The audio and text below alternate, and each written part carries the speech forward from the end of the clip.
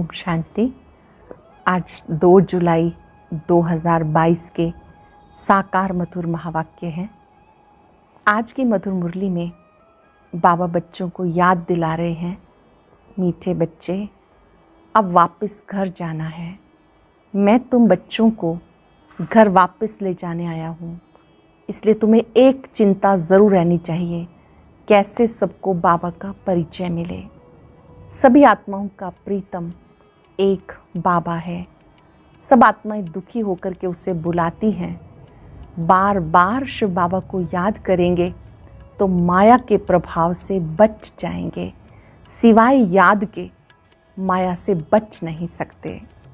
बाबा ने कहा, ये तुम माता पिता के सामने बैठे हो, ये ईश्वर का दर है, ईश्वर का घर है, ईश्वरीय दरबार है और तुम सब ज्ञान सब्ज परियां हो। पंख वाली परियां नहीं, आपको ज्ञान की परी कहा जाता है। कहते हैं मानसरोवर में डुबकी लगाने से परी बन जाते हैं। इस समय तुम बच्चे इस ईश्वरीय ज्ञान से परी बन जाते हो। तुम बच्चों को एक बाप की याद में रहना है। याद में रहेंगे तो पापों का बोझा उतरता जाएगा। बाबा कहते मीठे बच्चे, माँ में कम याद करो तो आत्मा पर जो भी बोझा है सब उतरता जाएगा। बहुत गहरी बात बाबा ने याद दिलाई कि जब आप किसी से मिलते हो तो आपस में ज्ञान की लेन देन करो, ज्ञान के पॉइंट्स ही रिपीट करो। जब आप ज्ञान के पॉइंट्स रिपीट करेंगे तो ज्ञान से धारणा अच्छी होती जाएगी। जिनकी धारणा अच्छी है, जब वो दूसरों को समझाते हैं तो उसका प्रभाव पड़ता है। पुराना बैगेज ट्रांसफ़र कर देना है। जो कि घर जाने वाले बच्चे हैं, उन्हें स्मृति रहती है कि जो कुछ भी यहाँ हमने लिया है, यहाँ से हमें ममत्व मिटा देना है। सुनते हैं बाबा के मधुर बोल। बाबा के शब्दों में बाबा कहते, मीठे बच्चे, माया के प्रभाव से बचने के लिए तुम घड़ी घड़ी सच्चे प्रीतम को याद करो। प्रीतम आया है, तुम सब प्रीतमाओं को अपने साथ वापस घर ले जाने। माया के प्रभाव से बचने के लिए तुम घड़ी घड़ी सच्चे प्रीतम को याद करो। प्रीतम आया है, तुम सब प्रीतमाओं को अपने साथ वापस घर ले जाने। क्वेश्चन है, कौन सा राज जानने के कारण तुम बच्चे शांति व सुख मांगते नहीं? ऐसा कौन सा राज आप जानते हो जिसके कारण तुम बच्चे शांति व सुख मांगते नहीं? तुम ड्रामा के राज को जानते हो। तुम्हें पता है ये नाटक पूरा होगा, हम पहले शांति में जाएंगे फिर सुख में आएंगे। इसलिए तुम शांति व सुख मांगते नहीं, अपने शांत स्वरूप में स्थित रहते हो। मनुष्य अपने स्वधर्म को नहीं जानते, ड्रामा के राज को भी नहीं जानते। इसलिए कहते मेरे मन को शांति दो। अब शांति तो आत्मा को चाहिए, शांति आत्मा को चाहिए। गीता प्रीतम आन मिलो, ओम शांति। जैसे शास्त्रों में कोई कोई बात समझ में आती है, उसमें गीता में कोई कोई बात ठीक है, राइट है, वैसे गीतों में भी है। अब प्रीतम अक्षर तो ठीक कहा, परंतु जियरा बुलाए, जियरा शरीर तो बुलाता नहीं, जीव में रहने वाली आत्मा बुलाती है। क्योंकि आत्मा बहुत दुखी है, पतित आत्मा कहा जाता। आत्मा में खाद पड़ती है। आत्मा ही सतो प्रधान, आत्मा ही तमो प्रधान बनती है। सच्चा सोना ही झूठा बनता है। ऐसे कभी नहीं समझना कि आत्मा निर्लेप है। मनुष्य समझते हैं आत्मा ही परमात्मा है, इसलिए निर्लेप कह देते हैं। बहुत मूंझे हुए हैं। ये किसकी मत है? ये रावण की मत है। ईश्वर अर्थ जो कुछ करते हैं, भक्ति आदि सब ईश्वर से मिलने अर्थ करते हैं। सबकी चाहना रहती है ईश्वर से कैसे मिले। इसके लिए यज्ञ तप दान पुण्य करते, फिर भी ईश्वर तो मिलता नहीं। अगर ईश्वर मिलता तो तीर्थों पर नहीं जाते। समझो किसको मूर्ति का साक्षात्कार हो जाता है, परंतु वह भी ईश्वर तो नहीं मिला ना। ईश्वर को सब पुकारते हैं, हे पतित पावन, हे प्रीतम आओ। क्योंकि आत्मा को दुख होता है, शरीर को चोट लगती है तो आत्मा को दुख फील होता है। आत्मा शरीर से निकल जाती है, फिर शरीर को कुछ भी करो, आत्मा को कुछ लगता होगा क्या? आत्मा और शरीर कंबाइंड है तो आत्मा को फील होता है। तुम बच्चे जानते हो सत्युग में कोई दुख नहीं होता, क्योंकि वहाँ तो माया का राज्य ही नहीं होता। तुम पुरुषार्थ करते हो स्वर्ग में चलने का, जहाँ माया नहीं। स्वर्ग में चलने का पुरुषार्थ करते हो जहाँ माया नहीं। ये माया का राज्य पूरा होने वाला है। मनुष्य बेचारे कुछ नहीं जानते, कहते मन को शांति नहीं। ये नहीं कहते कि आत्मा को शांति नहीं, मन के लिए कह देते आत्मा में ही मन बुद्धि है। आत्मा कहती हमें शांति चाहिए। ऐसे नहीं कि मन को शांति चाहिए, आत्मा शांति चाहती है। ये भी समझते हम आत्मा परम धाम से आती हैं। इस शरीर में आत्मा को ऑर्गन्स मिलते। आत्मा कहती प्रीतम आन मिलो, जियरा दुखी है। अब जीव और मन में कितना फ़र्क है। मन और बुद्धि आत्मा की शक्तियाँ हैं और ये शरीर ऑर्गन्स हैं। इन बातों को और कोई नहीं जानते। वास्तव में आत्मा का नाम लेना चाहिए। शांति आत्मा को चाहिए। आत्मा ऑर्गन्स द्वारा विकर्मों पर जीत पा रही है। ऐसे नहीं कि मन पे जीत पा रही है, नहीं, माया पर जीत पाते हैं परम पिता परमात्मा की श्रीमत से। माया पर जीत पाते हैं परमात्मा की श्रीमत से। बाकी मन को शांति चाहिए ये कहना भी रॉन्ग है। ऐसे नहीं कि मन को सुख चाहिए। आत्मा शांति मांगती है क्योंकि उनको अपना शांति धाम याद आता है। अब तुम बच्चे आत्मा और परमात्मा के भेद को जान गए हो। बाबा कहते हे प्रीतमाएं, अपने प्रीतम को घड़ी घड़ी याद करते रहो। प्रीतम भी जानते हैं इन पर माया का बहुत वार है। घड़ी घड़ी माया भुलाकर देह अभिमान में ले आती है। आत्मा को पहचान मिलती है, हम शांत स्वरूप हैं। आत्मा का स्वधर्म है शांति। स्वधर्म को भूल आत्मा दुखी होकर पुकारती है, हमें शांति चाहिए, मुक्ति चाहिए। शांति के बाद फिर सुख है। सन्यासी तो ड्रामा के राज को जानते नहीं, शांति देश को भी नहीं जानते हैं। ड्रामा के राज को भी नहीं जानते, शांति देश को भी नहीं जानते। तुम्हें पक्का पक्का निश्चय है हम आत्मा परम धाम की रहने वाली हैं। रोज़ पक्का करेंगे मैं आत्मा परम धाम की रहने वाली हूँ। हमने 84 का पार्ट बचाया, अब पार्ट पूरा हुआ। आत्मा कहती प्रीतम हमको मिला है। भक्ति मार्ग में सब प्रीतम को याद करते हैं। सच्चा प्रीतम एक है, एक का ही नाम लेते हैं। तुम सब समझते हो हमें प्रीतम मिला हुआ है। अब इस साधारण तन में बैठकर इनका नाम ब्रह्मा है। तुम ब्रह्मा कुमार कुमारियाँ हो। सभी को समझाओ। ब्रह्मा कुमार कुमारियों के आगे प्रजापिताक्षर न आने से ये मूंझ हो जाती है। प्रजापिताक्षर न होने से मनुष्य समझ नहीं सकते। प्रजापिता को सब जानते हैं, ब्रह्मा को फिर सूक्ष्म वतनवासी समझ लेते हैं। तुम प्रजापिता ब्रह्मा कहेंगे तो समझेंगे प्रजापिता ब्रह्मा कुमार कुमारियाँ बरोबर हैं। इसलिए पूछा जाता प्रजापिता से क्या संबंध है। पिता अक्षर पहले है ही।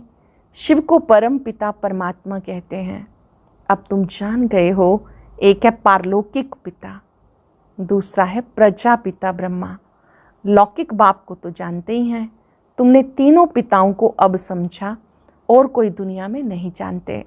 सत्युग में भी पारलौकिक बाप को नहीं जानते। उनको एक पिता होता है। सत्युग में एक पिता होता है।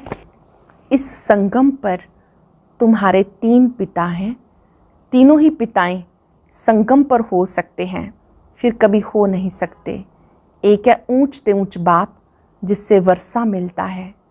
दूसरा बच्चा ब्रह्मा जिससे बच्चों को अडॉप्ट करता हूँ। ब्रह्मा मुखवंशावली गाए हुए हैं। वह ब्राह्मण लोग सिर्फ कहते हैं हम ब्रह्मा की औलाद हैं, परंतु ऐसा नहीं समझते कि हम ब्रह्मा की मुखवंशावली हैं। वो तो कुखवंशावली हैं। मुखवंशावली सिर्फ इसी समय होते हैं। शिव के लिए मुखवंशावली नहीं कहेंगे, उनको सब फादर मानते हैं। 3 पिताएं हैं, शिव बाबा की और प्रजापिता ब्रह्मा की सब संतान हैं। लौकिक में तो हैं ही, तो ये पक्का याद करना चाहिए। फिर समझाया जाता परम पिता परमात्मा का कोई बाप टीचर नहीं। ये भी उस बाप को याद करते हैं। ब्रह्मा भी शिव बाबा को याद करते हैं। वही परम पिता हैं, परम शिक्षक हैं, रोज शिक्षा दे रहे हैं भिन्न भिन्न प्रकार की। जानते हो प्रीतम हम प्रीतमाओं को बैठ समझाते, वही पतित पावन है, हमको ले जाने के लिए आए हैं, दुख से छुड़ाते हैं। जानते हो ये दुख की नगरी बदल कर सुख की हो जाएगी। रावण राज्य खत्म होना है, आखिरी मौत आएगा जरूर। रावण का बुत भी यहाँ बनाते हैं। राम राज्य रावण राज्य। बाप आकर समझाते, इस रावण ने तुम भारतवासियों का राज्य छीना। हार जीत तुम भारतवासियों की होती है। रावण के आने से तुम वाम मार्ग में चले जाते हो। रावण के आ जाने से, 5 विकारों के आने से वाम मार्ग में चले जाते हो। रजो तमो होते होते तमो प्रधान हो जाते हो। रावण को तुम जलाते हो, बरोबर रावण राज्य है। बाकी सीता आदि को चुराने की कोई बात नहीं, ये तो राज्य ही रावण का है। सब मनुष्य मात्र रावण के राज्य में हैं। रावण राज्य में दुख है, राम राज्य में सुख है। राम भगवान को कहा जाता, तुम्हारी बुद्धि वहाँ चली जाती, और कोई की बुद्धि में बातें हैं नहीं। बाबा आकर पारस बुद्धि बनाते हैं, बरोबर नाम रखा जाता पारसनाथ। वहाँ भी विष्णु के 2 रूप हैं। कितनी गुंजाइश है समझने की। बाबा बैठ डिटेल में समझाते, तुम गीता का एक अक्षर सुनने से जाग जाएंगे। गीता का अक्षर सुनने से जाग जाते हैं मन मना भव। ये जो अच्छे अच्छे गीत हैं ये भी जगाते हैं। तुम अब यात्रा पर हो, जानते हो रूहानी यात्रा हम करते हैं, बरोबर हम सब आत्माओं का पंडा एक है। अब तुम्हें दुख से लिबरेट कर ले जाते हैं। सबका गाइड वो एक है, सबको वापस मुक्ति धाम में ले जाने के लिए खुद आते हैं। जबकि इनको सबकी सदगति करने आना है तो जरूर किसी रूप में आएंगे ना। घर बैठे इनको आना है। बरोबर शिवरात्रि गाई जाती। कोई से पूछो शिव तो निराकार है, फिर उनकी रात्रि कैसे होती है? शिव तो निराकार है, रात्रि कैसे होती? जिसका नाम और रूप नहीं, फिर उसकी रात्रि कैसे होती? लिंग भी दिखाते हैं, उनका नाम भी है, रूप भी है, देश भी है, समय भी है। उनकी महिमा गाते हैं, सुख का सागर। ज़रूर सुख देंगे ना। अभी सब पतित हैं, जो गुणवान हैं उनके आगे जाके महिमा गाते, हमारे में कोई गुण नहीं, हम काले हैं, ये काली दुनिया है। काले बैंगन में कोई गुण नहीं, काले अर्थात सांवरे पतित आत्माओं में कोई गुण नहीं। गुण तो जो गोरे हैं उन्हीं में होंगे, अर्थात जो पावन हैं उन्हीं के अंदर दिव्य गुण होते हैं। तुम एक बाप से सुनते हो और कोई बात सुनते नहीं हो। 1-2 को यही ज्ञान के पॉइंट सुनाओ और रिपीट कराओ। यहाँ जो सुख तुम्हें मिलता है, यहाँ जो धारणा होती है, ये बहुत अच्छी है। हॉस्टल में थोड़े दिन के लिए आते हो, कोई 4 दिन, कोई 6-8 दिन के लिए आते हैं। तुम बाप से बैठकर सुनते हो, ये निश्चय हो जाए हम माता पिता के साथ घर में बैठे हुए हैं। ये ईश्वरीय घर है। दर कहो घर कहो, बात एक ही है। दर में आया तो घर में भी आया, दर से अंदर घर में आया, तो यहाँ ईश्वरीय घर है, भाई बहन है, इसलिए इसको इंद्रप्रस्थ भी कहते हैं। ये ज्ञान सब्ज परियां हैं, नंबरवार नाम रख दिया। यह है शिव बाबा की दरबार।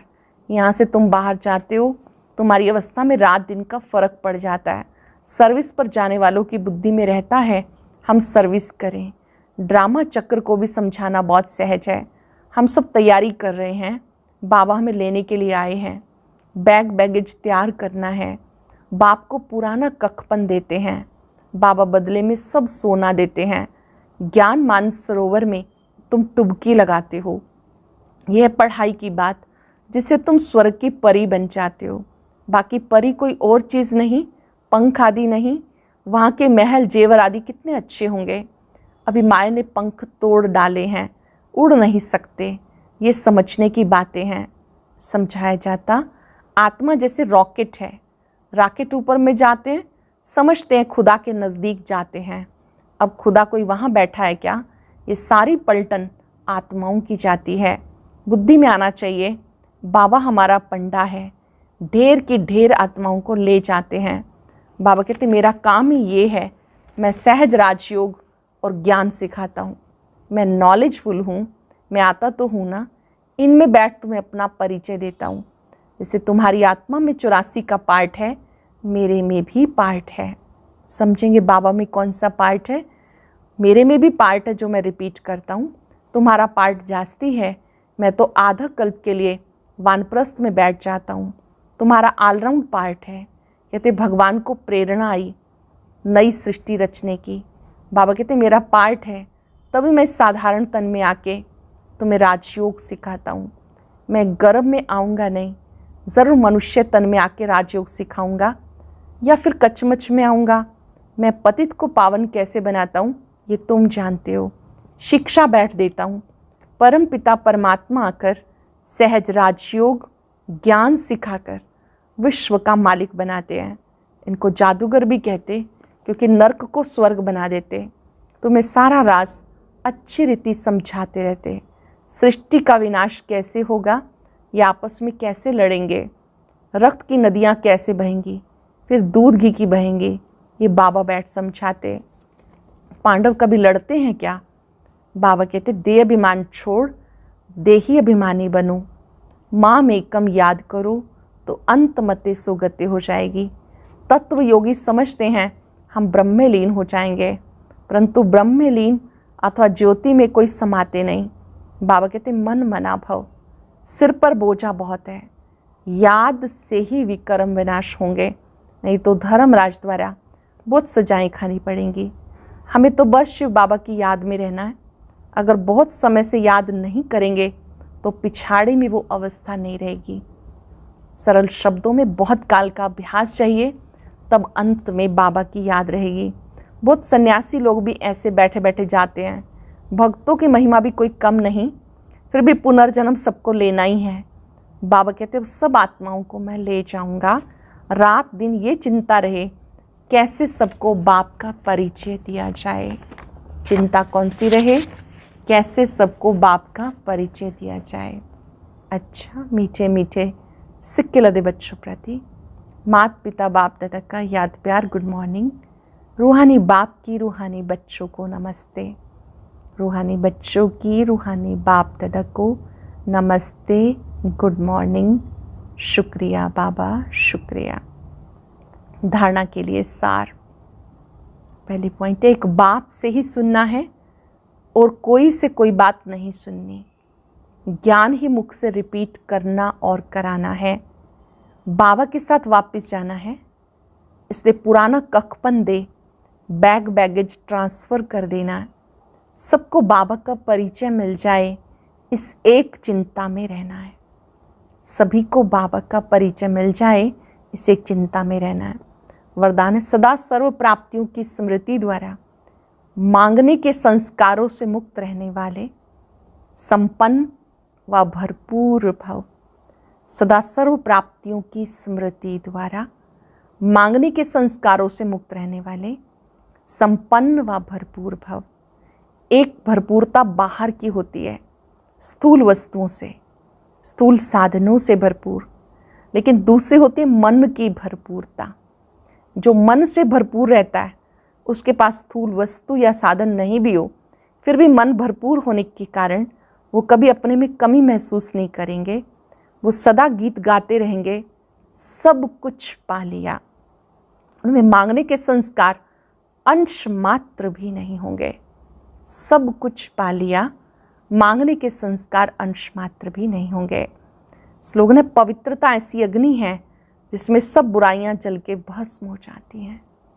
पवित्रता ऐसी अग्नि है जिसमें सब बुराइयां जलकर भस्म हो जाती हैं। आज अभ्यास करेंगे, मैं सर्व प्राप्ति संपन्न भरपूर आत्मा हूँ। बाबा ने मुझे स्थूल और सूक्ष्म दोनों रीति से भरपूर किया है। मैं आत्मा सर्व प्राप्तियों से संपन्न हूँ। मैंने बाबा से सब कुछ पा लिया। बाबा को पाया, सब कुछ पाया। परमात्म शक्तियों को निरंतर अपने ऊपर आता अनुभव करें। सब कुछ पा लिया।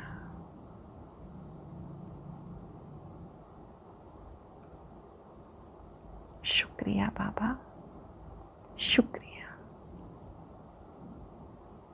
ओम शांति।